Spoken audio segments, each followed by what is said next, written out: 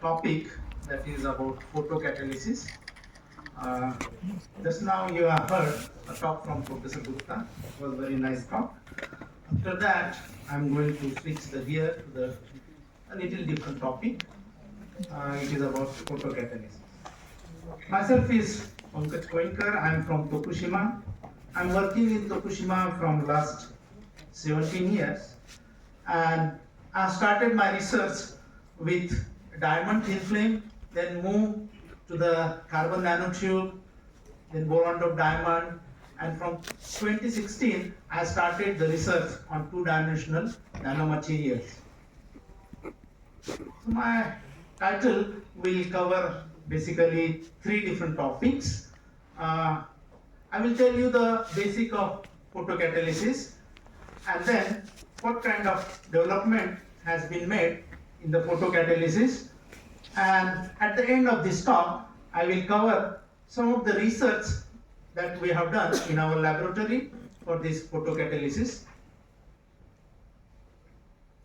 So basically, what is photocatalysis? Some of you might heard about the photocatalysis. Some of you might working in the field of photocatalysis, but those who have not heard anything about photocatalysis, I'm going to spend 2-3 slides on the photocatalysis.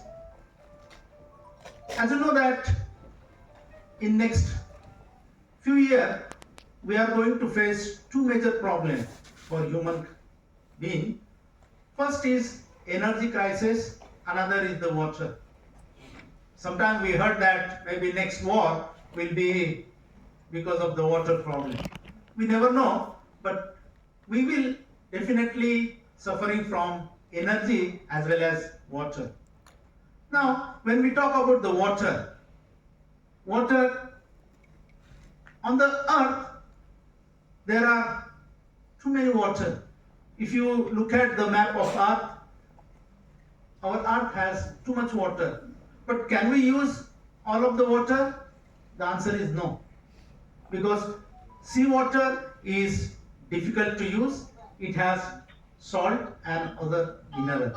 So we cannot use for drinking. Then for other purposes, cleaning, we use the water from the river. And when we use any water for cleaning purposes, we need to reuse again, because in next few years, water problem is going to be faced by us.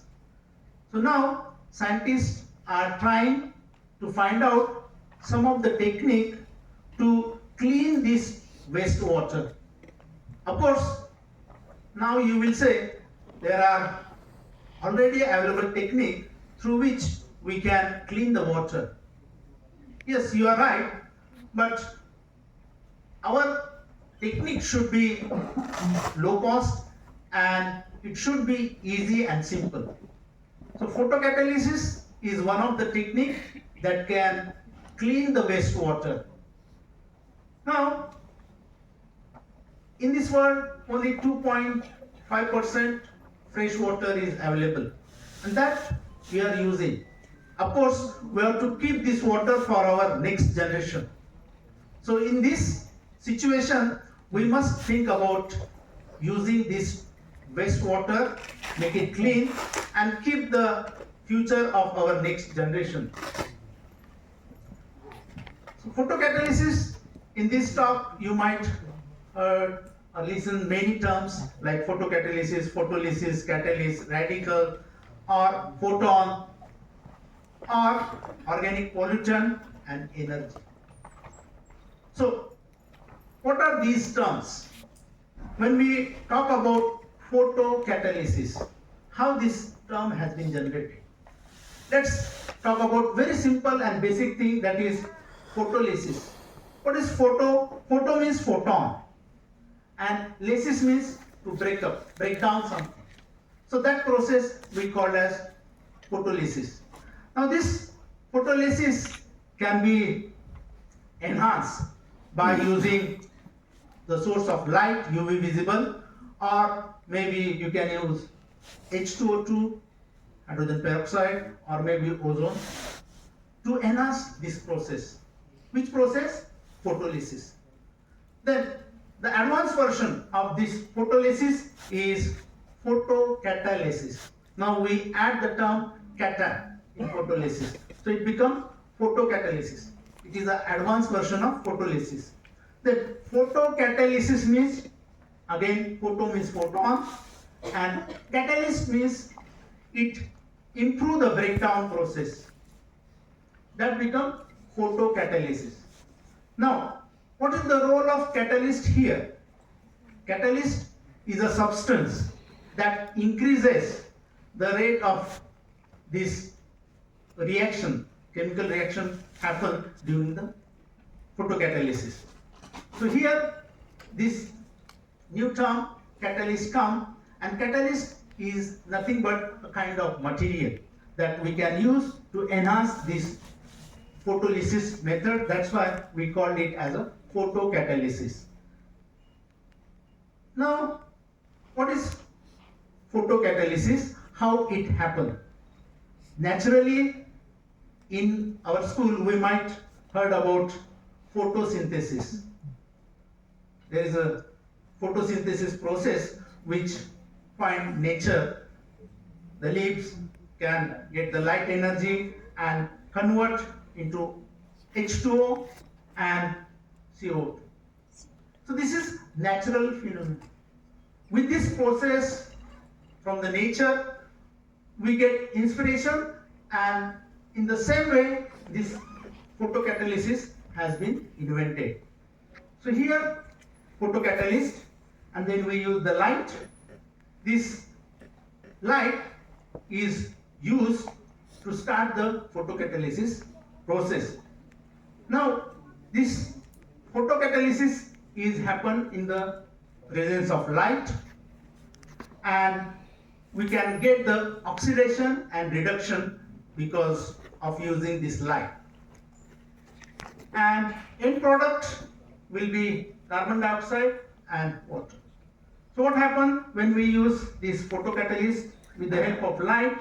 It can create the unharmful species, that is water or carbon dioxide. This species is created with the help of this photocatalyst. Now how it can create it? Because of time, I will switch some of the slide quickly. Let's consider photocatalytic material. It may be any photocatalytic material. When you put the light on this material, of course you know in any material it has electron and hole. So when you use the light energy, the electron get excited, and now this electron can react with the available oxygen. And when this oxygen react, it can form O2 minus radical. Then hole is remain. After this, hole can react with the H2O, water. Then this water react with the hole, and they can form OH radical, that is hydroxy radical. And this hydroxy radical can react with the organic pollutant. What is organic pollutant? When we say the wastewater contains several unharmful substances or organic pollutant. So this hydroxy radical can react with the bacteria or organic pollutant, and after this reaction either water or carbon dioxide is formed. In this way this process can occur and we can get the purified water. So this process is a continuous process.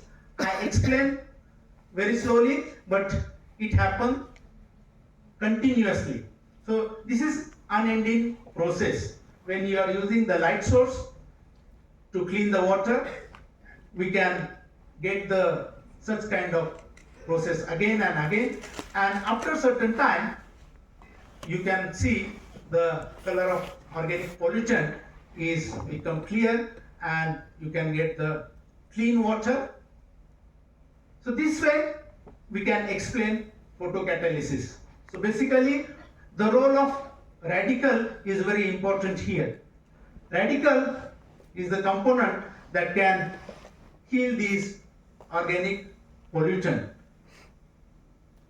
When we deal with the experiment, we start with the organic pollutant, we put the light on it, and after certain time, you can see the color become transparent. So in this way, this process can be explained. Now this is very simple, easy, low-cost technique. That's why many researchers are working on photocatalysis. Of course, this photocatalysis system or process can be controlled through various parameters such as the material, that is mostly the semiconductor material can be used for photocatalysis. So concentration of that material, how much material, amount of material we are putting, and light intensity or temperature, at what temperature we are doing the photocatalysis, and pH of the solution. So these are the parameters it can affect the whole process. The application of this photocatalysis is mostly in the dye or textile industry, or maybe chemical industry like pharmaceutical, or some kind of maybe component that cannot easily break. There you can find the application of this, or maybe SPR, enhanced photocatalysis, we can use kind of application. Now coming to the recent development, you can see the number of paper that has been published recently on the photocatalysis. When we talk about 20 years before, it was very few hundred papers, but now you can see more than 8,000, or maybe in 2024 you might find more than 10,000. So it was few hundred, but now it's 10,000. So the number of researchers has attracted toward this field, and this topic recently become important topic of research. The first photocatalyst process was invented, or first experiment was done by a Japanese scientist Fujishima in 1964, and then first publication come in 1917, and in 1980s some work on photocatalysis. You can find some papers, and in 1992 we can say that TiO2 was widely used material for the photocatalysis. Besides this material which used as a photocatalyst, it can found commercial application in self-cleaning windows. So recent development in the material that can be used for photocatalysis are mostly the metal or non-metal. Those metal or non-metal may be doped with certain semiconductor oxide material, or visible light driven semiconductor, because it is a light sensitive phenomenon.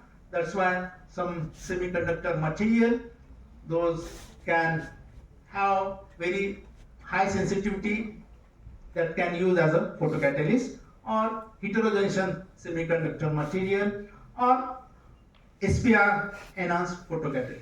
Now here we can use some metal like Ag or Au, because you can find SPR property in those metal. The next talk from Professor Vinayak Harpale is on SPR, so you will get more information about this.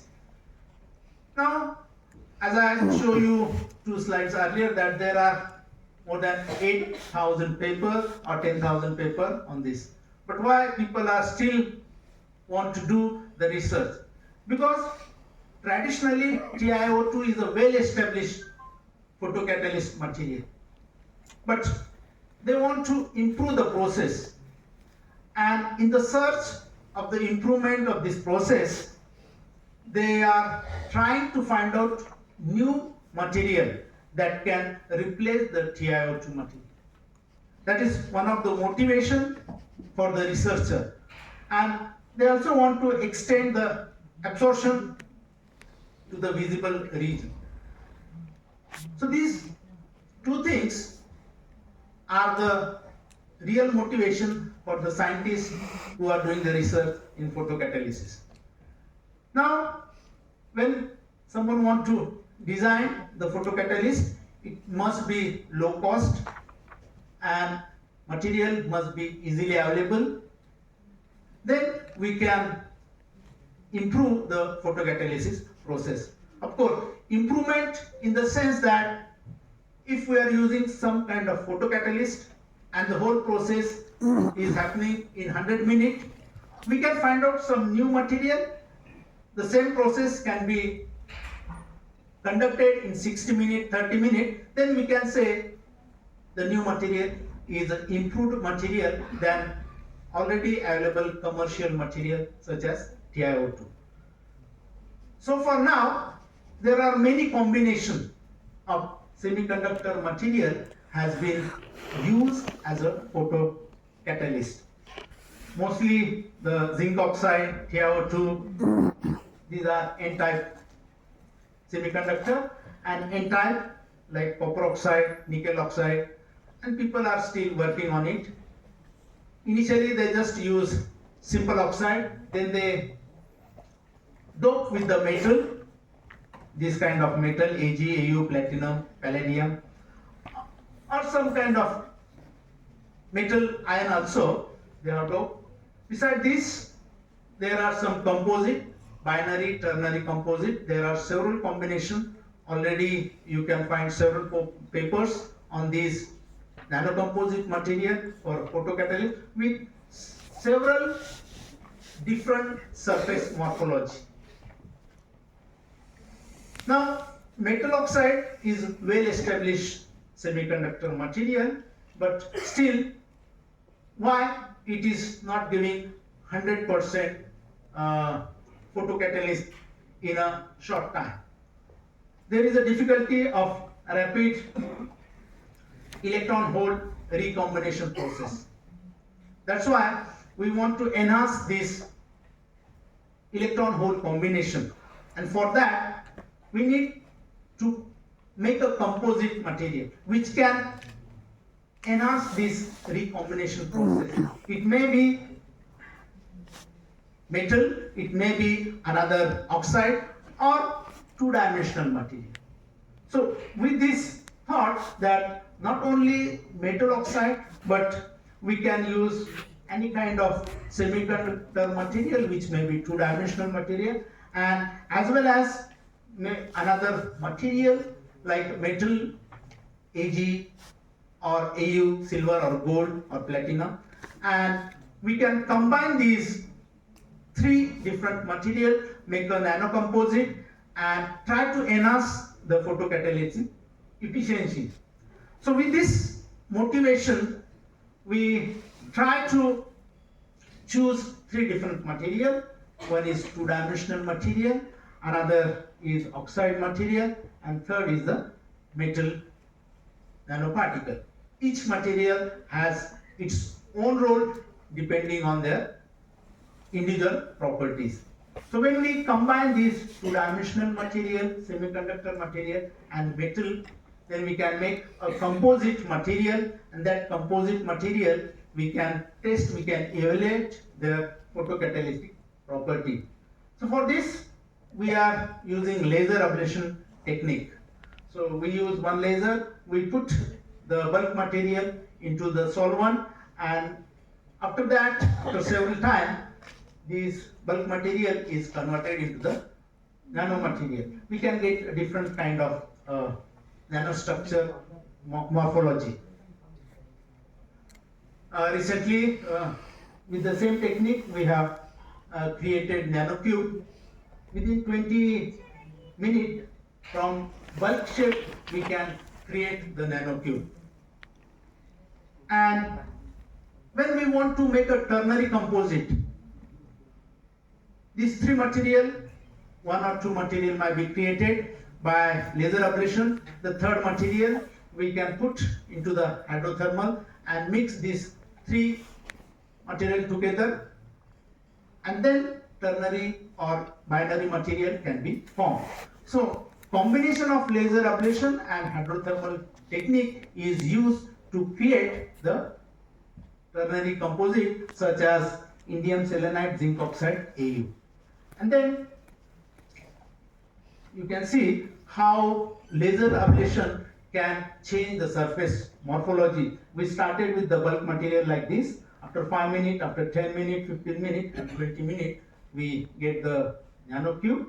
So the whole process, you can see how the surface morphology is created from bulk material to nanomaterial. Because of time, I am not going to explain the all detail. You can see what kind of changes has been occur as we change the time of laser ablation, 5 minutes, 10 minutes, 15 minutes, and 20 minutes. So this one of the semiconductor, two-dimensional semiconductor material is formed. We started with the sheet-like structure, and then end result is the nanocube. This paper was published in 2020 in ACS Nanomaterial. We have tested, we have used several characterization technique, whether it is really indium selenide or maybe some kind of property has been changed, but it was indium selenide. And then we use laser ablation to create nanocube, then transfer to the hydrothermal to create the ternary composite. This was the experimental method. These are some characterization technique. And then we have seen its photocatalytic property. You can see how much difference is there. This happened because of the structure. The bulk material has sheet-like structure, but the indium selenide, which is nanocube, the whole cube is available for the reaction. That's why this improvement you can see in the ternary. Basically, the time, look at the time here, okay? The time is very less.